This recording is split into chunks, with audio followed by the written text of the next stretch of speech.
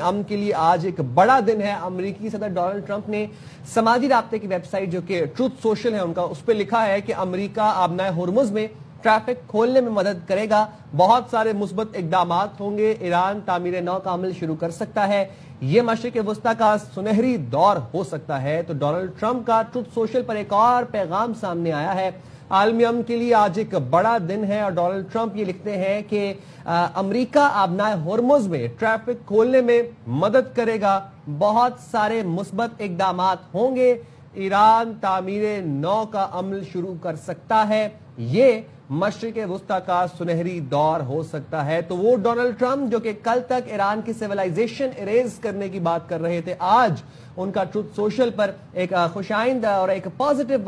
پیغام سامنے آیا ہے، جس میں وہ یہ لکھ رہے ہیں کہ امریکہ اپنا ہرمز میں ٹریفک کھولنے میں مدد کرے گا اور بہت سارے مثبت اقدامات بھی ہوں گے، ایران تعمیر نو کا عمل یہ شروع کر سکتا ہے اور مشرق وسطیٰ کا سنہری دور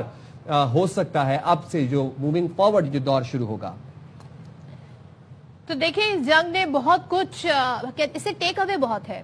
اس سے ہمیں لیسن بہت ملے ہیں، اور سب سے بڑی بات یہ کہ دیکھیں معاشی طور پہ جو حالات دیکھے جس